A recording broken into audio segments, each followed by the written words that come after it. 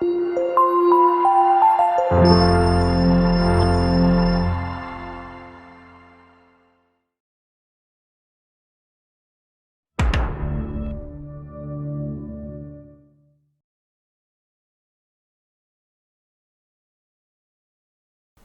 will start the presentation by presenting the introduction. Commercial bank is an entity that offers essential monetary service to individual or organization alike. They also have a significant role in the country economy as these organizations fulfill the short and mid-term financial requirements of industries. Malaysian financial system is made up of a diverse set of institutions that cater to the country's diverse and dynamic needs. The banking sector is split in two parts, conventional financial system and Islamic financial system. These two mechanisms coexist and function in a parallel, as Bank Negara Malaysia is at the forefront of Malaysian banking. Furthermore, the intervention of international banks has brought certain benefits to the domestic banking industry. Local banks gain the advantage of being more competitive in the financial sector. Malaysian banking industry dates back to the 19th century. It was after the British colonial emerged around the Straits Settlement in 1867, covering Penang, Malacca and Singapore. Penang's strategic location and port facility became a springboard for banks. During its earlier years, a bank was just an office with a large safe. As time passed, the computerization began in the 1960s. The advancement of technology has an influence on the banking industry as well. Transactions that were formerly performed manually have decreased rapidly. The effect of technology advancement has also resulted in a paradigm change in the development of internet and mobile banking.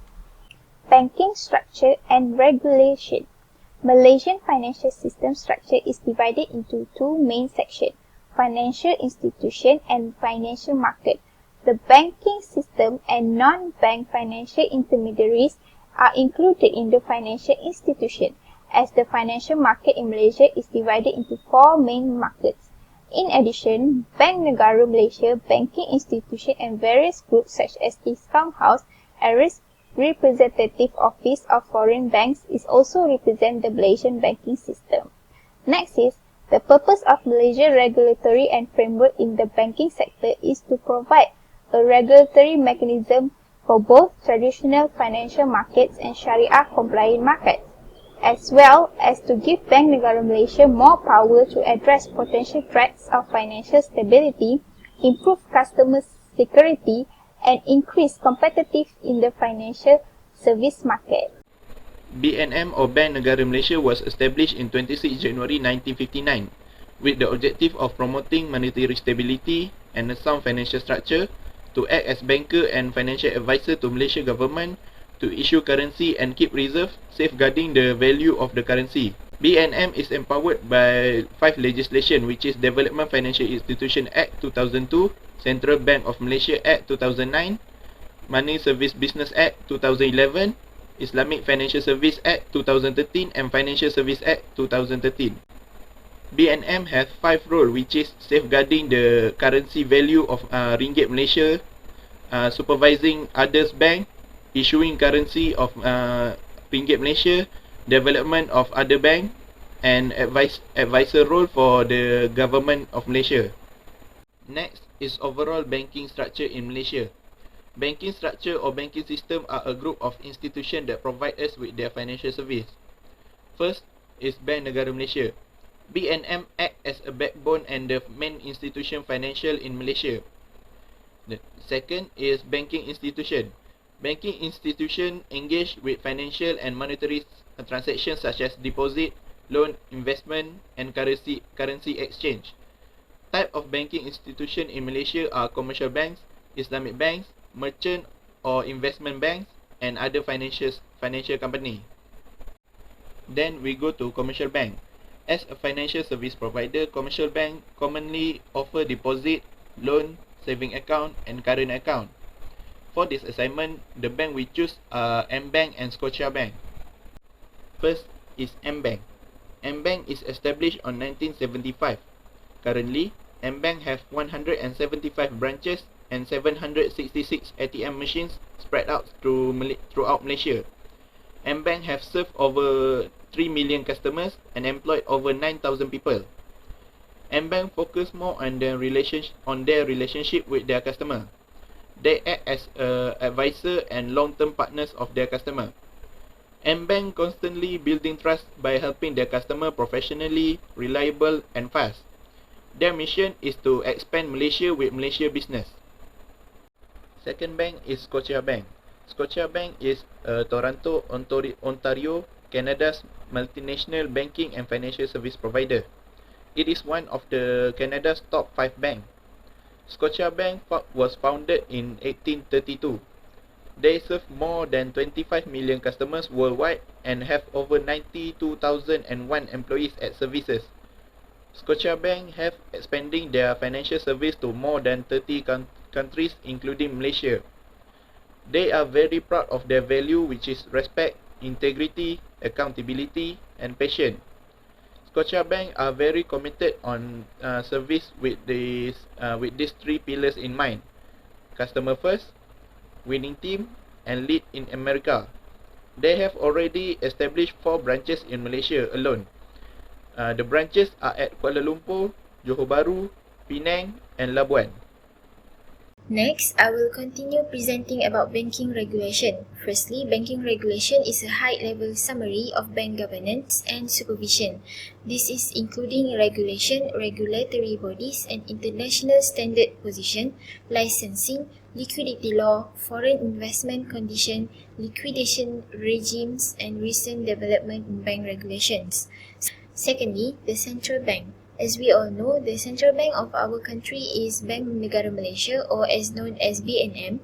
The Central Bank of Malaya Ordinance CBO 1958 established BNM as government-owned central bank. CBO 1958 will then repeal and replace with the Central Bank Act 2009. Thirdly, structure of the bank. Malaysia has a dual financial structure, which is conventional banking system coexisting with an Islamic banking system. Lastly, we all know that banking industry is the only organization that is highly supervised and controlled. It is needed due to the banking sector critical position in the economy.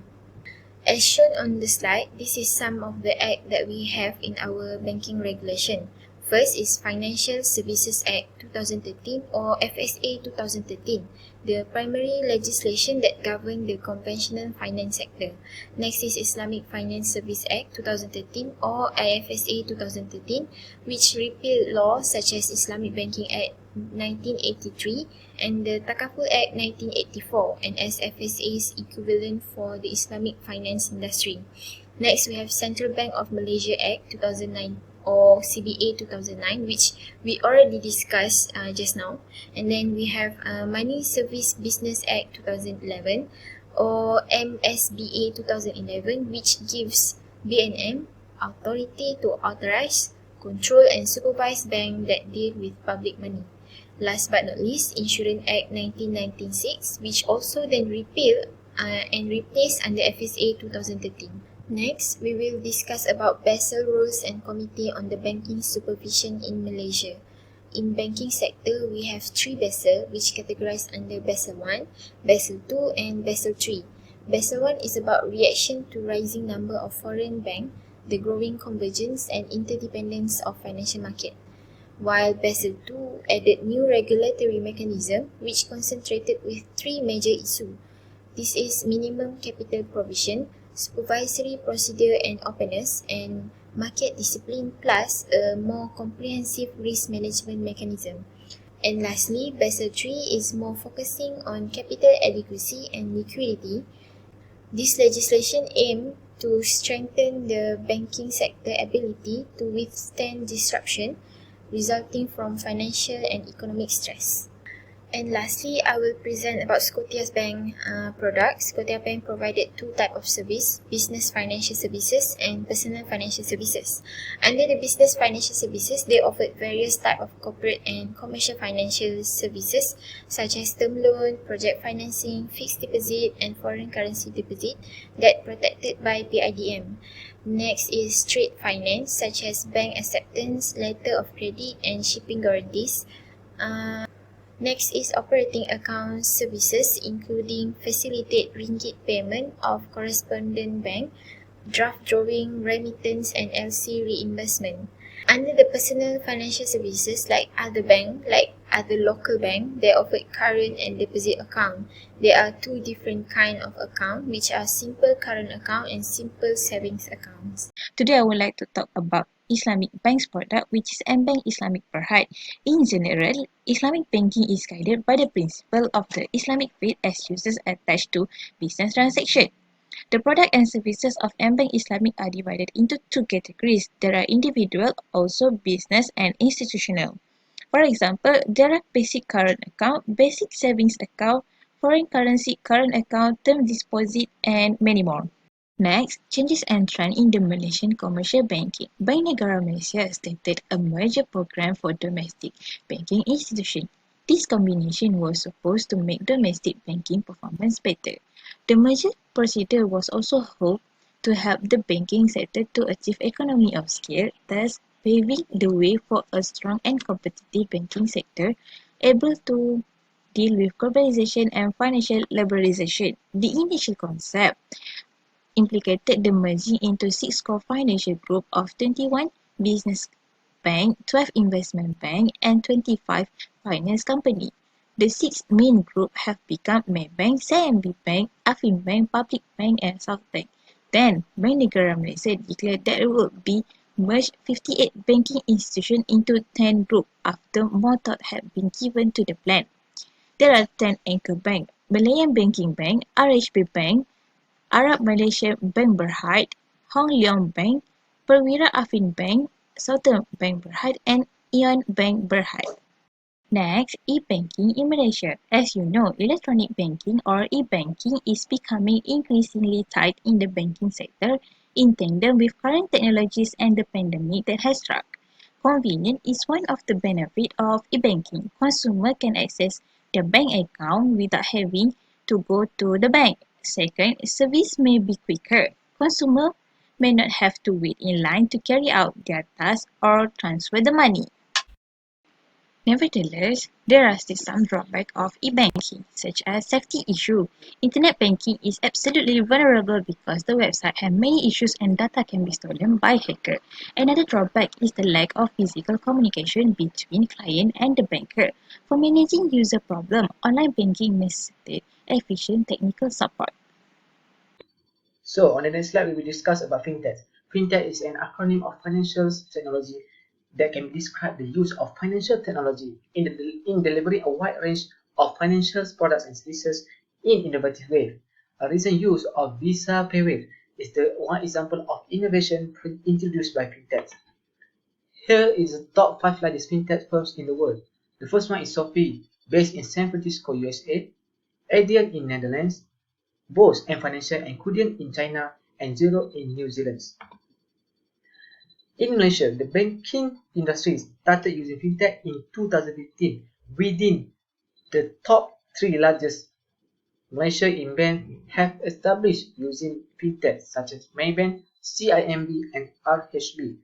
There are also several companies or firms that are operating in Malaysia such as Capital Bay, Kazana, Hello Gold, and MyCash Online. The data shows Malaysia banks will run the risk of losing in fee income to fintechs amounted to 10 billion ringgit Malaysia in 2015. Therefore, the banks need to develop and transform their business model to integrate technologies and remain competitive in this fast-changing financial landscape. Fintech has offered a great value in terms of efficiency, cost, and security, which explain why fintech becomes more better and popular to everyone, including to the banks. The new wave of Digital 2.0 is transforming further our life and banking business into a new ecosystem. This is including in applying of robotic automatic process, application programming interface, deep learning, and machine learning. The next slide is about financial inclusion, the term of meaning any individual and business that have access to useful and affordable financial products and services that meet their requirement or needs. A is availability or equality of opportunity to access the financial services. In the financial inclusion, the development of fintech has made it the cause of inclusion in recent years, such as the use of cashless digital transaction in nowadays when the pandemic COVID-19 has spread globally that forces all the sectors to be closed during the lockdown by the government. In other ways, the other examples can be defined are the advent of low-fee robo-advisors, the rise of crowdfunding, and peer-to-peer or social lending. As the perspective in Malaysia, financial inclusion is the provision of suitable, affordable, and quality financial services to all segments of society that contributes to balance the sustainable economic growth and development. Therefore, a holistic framework has been formulated and developed in BN's Financial Sector Blueprint 2011-2020. This blueprint aims to improve the overall well-being of communities that consider the four main aspects of convenient accessibility, high take-up, responsible usage, and high satisfaction of financial services. So, in conclusion, in every banking system in the world have their own uniqueness of banking structure and system. Many benefits we can get from the services provided, either local banks or foreign banks. Bank needs to do a lot of changes and improvement in order to still remain competitive, especially in using advanced technology. Banks need to regulate with new policy in their banking structure to adapt with new environment of business, for example like digital banking and cashless payment transactions. Thank you very much.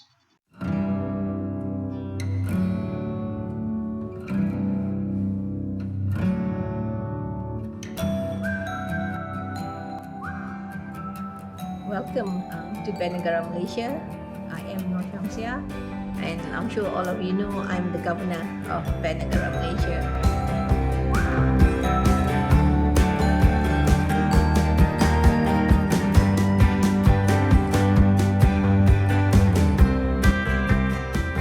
To the growth of the Malaysian economy, I am very proud of the team that we have in Bank Negara.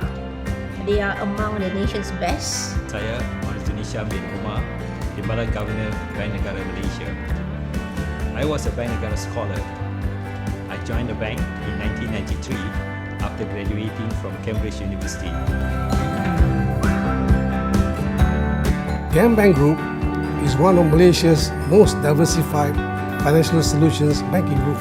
The message that I had for them and other senior people in the bank was that we'll be there for you. The best relationships are forged in difficult times, where an organization really shows what it's all about. And I've often said banking is a calling. There's no other time in my career of 39 years that I've seen it, is that bankers are really out there helping our customers, helping their communities. And today, we've had the pleasure of serving you for nearly 4 decades. One thing remains unchanged, our commitment to you, your customers, business partners and shareholders. Because if you look at the adoption of technology by customers when it comes to banking, it's very, very fast, right? Banks must, that's why banks must invest in technology to cater towards the needs of the customers.